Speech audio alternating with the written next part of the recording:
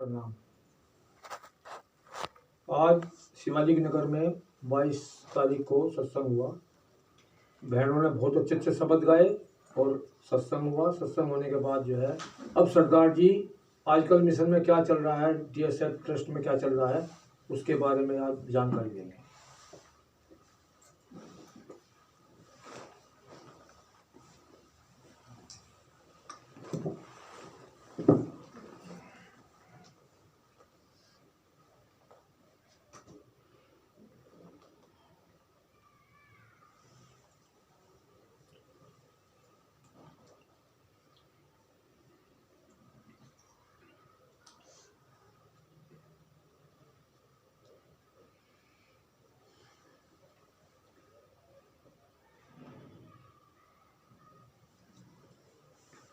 गुरु प्यारी साध संगत,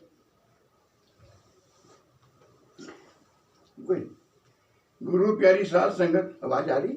हाँ जी। आज सत्संग के बाद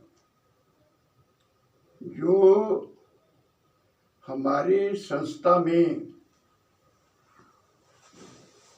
वातावरण पैदा हो गया, उसके विषय में हम कुछ बातें आप संगत के चरणों में रखना चाहते हैं। और जो रखने से पहले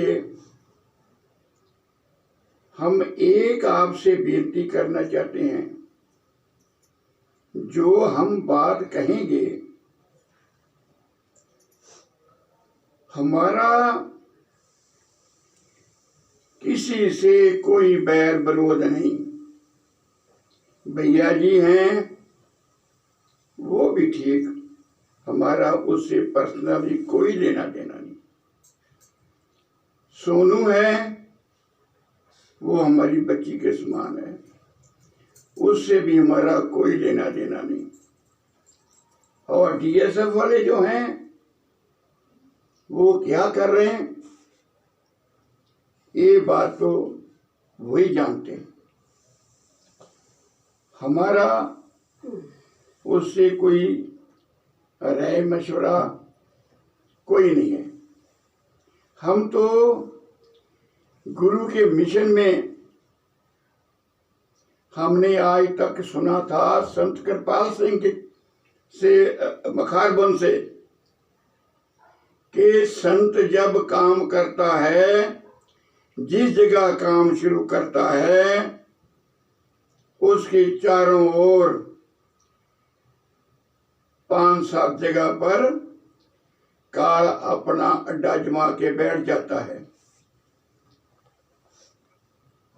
और ये बातें हमने स्वामी जी के मुखारबन से सुनी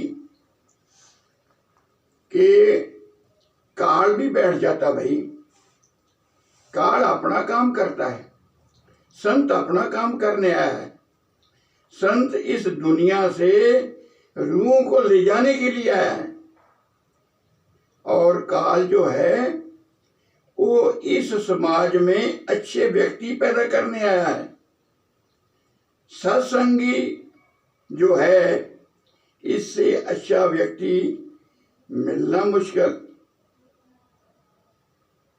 और अब तो ऐसा हुआ सिर्फ काल ही काल रह गया। दयाल का तो वो गुरु नानक ने बोला था, सच चंद्रमा शुभ खिलोया, कूड़ होया प्रधान वे लालो। अब तो कूड़ ही कूड़ हो गया, संत लोप हो गया और काल का डंका बड़े जोर से बज रहा। दुनिया में तो बज ही रहा था, हमारी संस्था में भी बज रहा। और जहां इंसानियत की बात थी वो भी दुनिया भूल गई। मैं आपको एक बात कहना चाहूं, भैया जी और सोनू, इनके संस्था में दखल अंदाजी करने से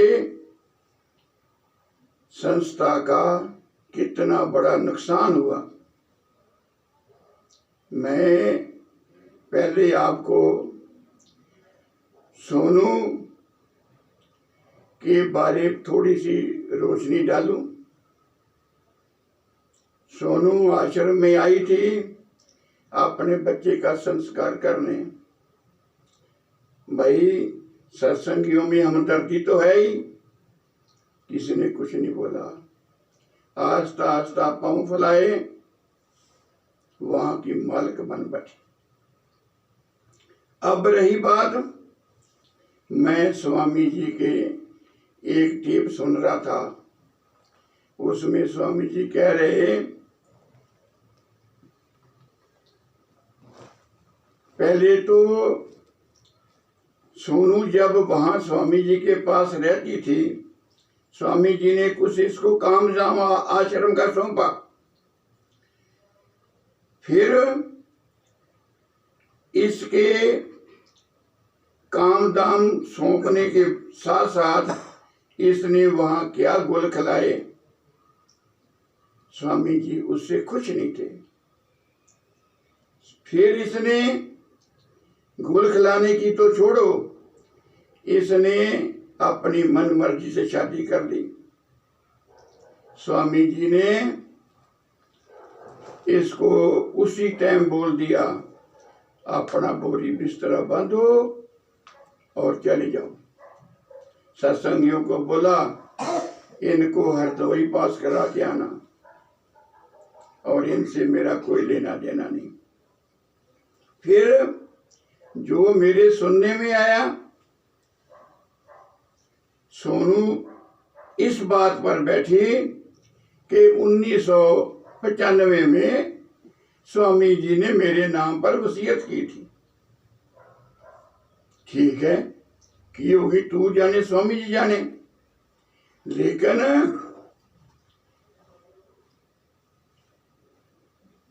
स्वामी जी ने एक स्टैम्प पेपर में लिखा हुआ दिखाया कि सत्यनारायण सोनू के पिताजी,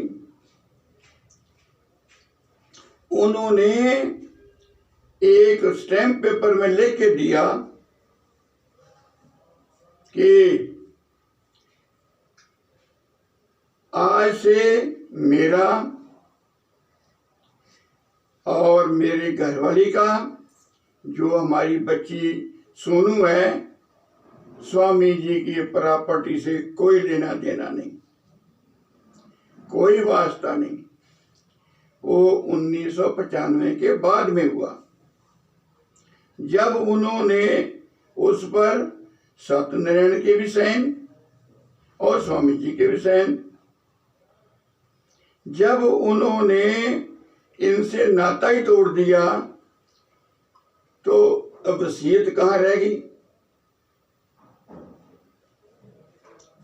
अब इसका तो मामला यहीं खत्म हो गया। अब दूसरी बात ले लो भैया जी की। भैया जी को स्वामी जी बोल रहे थे, मैंने कभी नहीं कहा संत है, मैंने उसको सत्संग करने का आदेश दिया, लेकिन जितने सत्संग करता और थे जिनको स्वामी जी ने आदेश किया हुआ था, लेकिन उनमें सुपीरियर था। मैं भैया जी को सत्संग करने के लिए भेजता था और साथ में सतीश को भेजता था। सतीश तो सत्संग करता था, भैया अपनी रंग रेलियां खेलता था।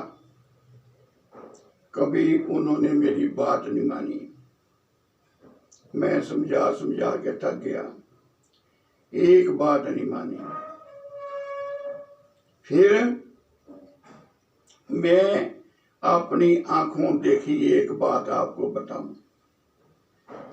2012 में 6 फरवरी और 7 फरवरी या 8 फरवरी होगी, मेरी स्टेशन पर सेवा लगी थी।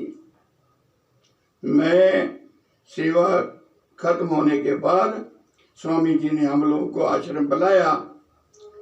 जब मैं कृपाल भवन में था तो भैया जी कृपाल भवन में बैठे हुए थे। मैंने इनको देखा, इतनी उदासी, इतनी उदास, दाढ़ी बड़ी हुई, उदास। मैंने सोचा एक संत का बच्चा इतना उदास क्यों? तो वो मैंने पूछा, भैया जी क्या मामला है? बोला कुछ नहीं। मैं देखूं चेहरे पर तो बड़ी परेशानी है। मैं क्या कोई बात है? बोला नहीं कुछ नहीं। मैं क्या अच्छा। वो बात मैंने देखी। फिर स्वामी जी ने जो सेवा स्टेशन पर किया था जिन आदमियों ने, उन आदमियों की स्वामी जी ने बोला भाई ग्रुप फोटो होगी। उसमें जिन्होंने नई सेवा की थी वो भी शामिल थे। मेरे को पूरे नाम तो याद नहीं। मैं क्या स्वामी जी? बोला हाँ। मैं क्या पहले तो एक गुरु के साथ फोटो होती रही, आज 2-2 गुरुओं के साथ फोटो हो जाए? बोला हाँ बिल्कुल होगी। वादे कर दिया, वही जहाँ करो फोटो होगी, बैठने का इंतजाम करो। दया भी बैठी, स्वामी जी बैठे, भैया जी बैठे और मैं था। गोल्टी जो मेरा भतीजा वो भी था और ये पुष्पा बहन जो हरिद्वार की है वो भी थी। वो भी बीच में खड़ी हो गई और कुछ आदमी। वो ग्रुप फोटो हुई, वो आज मेरे पास है। मैं एक बात सोच रहा था जो मेरी तुच्छ बुद्धि में समझ आई कि भैया जी जो हैं ये उत्तराधिकारी की जो पट्टी थी, पट्टी जिसमें उत्तराधिकारी को और तप्श दे के कोई नूर हीरा बनाया जाता है, संत बनाया जाता है, उसको सहन नहीं कर सके। उसमें फेल हो गए और थोड़े दिनों के बाद मुझे पता लगा भैया जी छोड़ के चले गए। और जहां भी गए कैसे वहां रहे भैया जी जाने। भैया स्वामी जी ने फिर भी बुलाने की कोशिश किया, नहीं आए। फिर स्वामी जी को इन्होंने रिजाइन दिया, जो 3 पन्ने में था, हिंदी में लिखा हुआ था। वो स्वामी जी ने खुद मेरे को दिखाया, बोला इसकी कॉपी लेनी तो 5 रुपए दो। फिर इससे सबर नहीं आया, भैया जी ने सीडी निकाली और स्वामी जी से डायरेक्ट टेलीफोन पर बात किया। उसमें जो सीडी निकाली उसमें तो अखलाक की लिमिट ही तोड़ दिया। कैसे? सीडी में स्वामी जी को जितना बड़ा दोषी बनाया गया, अपनी मां को भी क्या बोला गया, दया को भी बोला गया और भी कुछ स्त्रियों का नाम लिया गया। स्वामी जी इस बात की संगत के सामने साबित कर रहे थे कि भाई देखो भैया कितना झूठ बोल रहा। ये जाने के 8 महीने की बात है। टेलीफोन पर बोलता बुढ़े तू कब मरेगा, अभी मरा नहीं। और उस बात में कह रहा ये तो आसाराम बापू है, इसको तो कितनी औरतें चाहिए। ऐसी लैंग्वेज संत के लिए।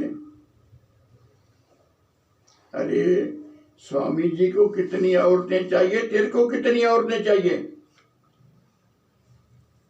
जिससे शादी हुई थी तो उसको छोड़ के दूसरे के पीछे घूम रहा था। अपने अंदर झांक के नहीं देखा।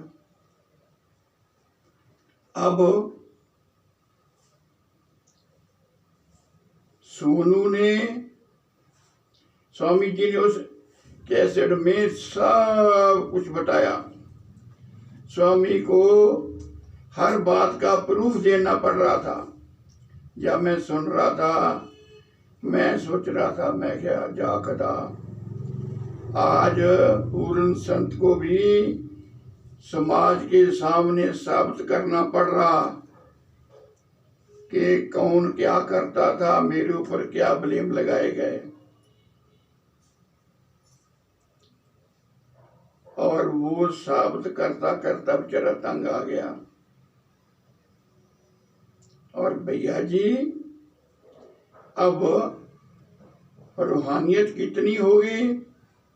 जहाँ पहले बोलते थे मेरे को रोशनी नहीं आती, मेरे को आना शब्द नहीं आता,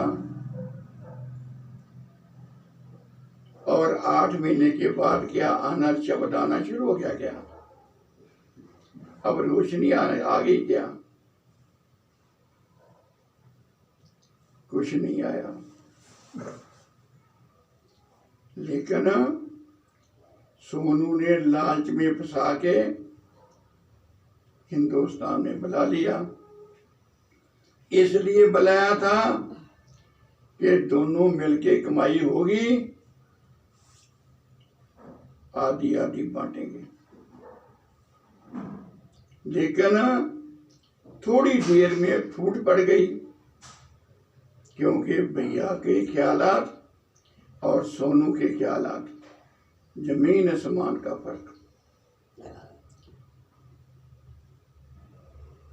वो उत्तराधिकारी के एग्जाम में फेल हुआ व्यक्ति, वो फिर भी उसके ख्यालात कुछ कीमत रखे। और सोनू ये तो इंसानियत से गिरी हुई। मैं तो ऐसे व्यक्ति का अपनी जुबान भी गंदी नहीं करनी चाहता। सोनू में तो जो आम इंसानियत, आम समाज का आदमी है, सत्संग छोड़ो, आम समाज का आदमी है, उससे भी नीचे गिर गई। और भैया जी ने अपना रास्ता बना लिया। मैं आगे भी 1-2 बार बोला, भैया जी ने DSF जो आश्रम थे वहां जाना शुरू कर दिया।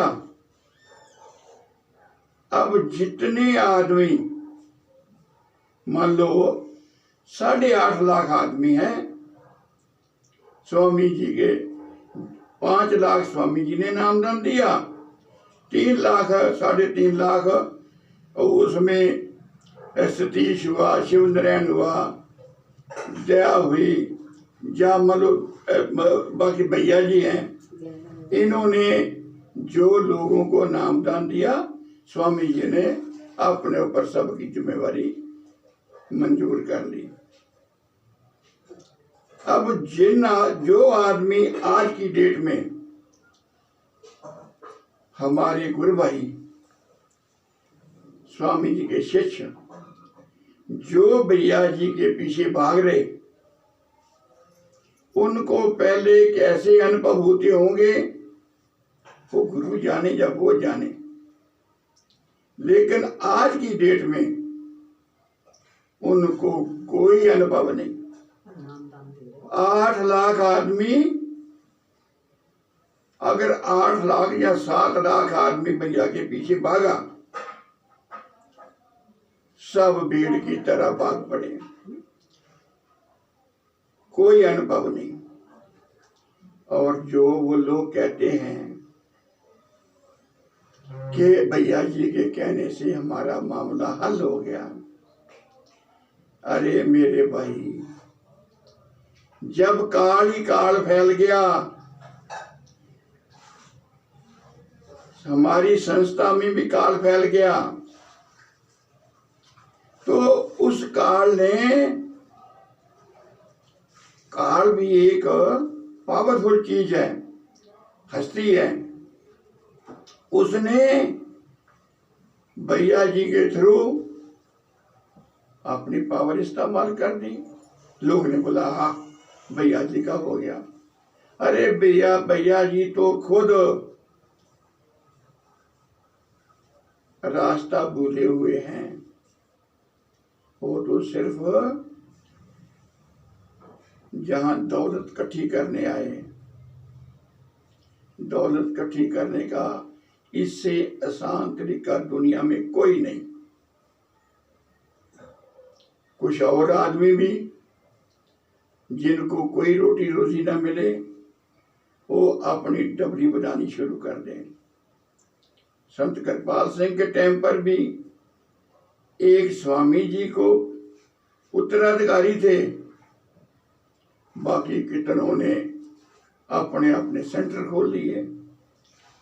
वो उधर जो है दर्शन सिंह ने सेंटर खोले, उधर ठाकर सिंह ने खोले, उधर हरभजन सिंह ने खोले, और कितने का नाम मैं जानता नहीं, क्योंकि इसमें करना कराना कुछ नहीं, सिर्फ भाषण देना और माया बटोरना, संगत की हक लाल की कमाई बटोर के जेब में डालना। क्या हो रहा? अब स्वामी जी के बाद भी यही हुआ। अब मैं किस किस का नाम लूं? बोले इससे सस्ता तरीका कोई नहीं रोटी कमाने का। लोग आदरमान भी करेंगे, पैसा भी देंगे, हमें करना कराना कुछ नहीं। जब भोगना पड़ेगा तो गुरु जाने या वो जाने। मैं एक बात कहना चाहता हूं, जितने हमारे गुरु भाई या हमारे सत्संगी भाई भैया जी के पीछे भाग रहे, अरे वो अंतर में बैठ के अपने मुर्शिद के सामने, गुरु के सामने क्यों नहीं बेनती करते कि गुरु हम तो बंदे हैं, कृपा करके हमें ये तो बता दे तेरा उत्तराधिकारी कौन है, हम उसकी इंतजार में बैठेंगे। और ना वो भी सस्ता माल सोच रहे, जहां गुरु जी जाए वहीं चलो ढोलकी बजाओ, हलवा पूरी खाओ और गुरु को गीत गाओ। मैं एक बात कहना चाहता हूं, 8 लाख आदमी हो या 7 लाख हो, इनका सफर लंबा हो जाएगा, लेकिन गुरु इनको काल के हवाले नहीं कर सकता। उसने कई जन्मों का, हजारों जन्मों का लोड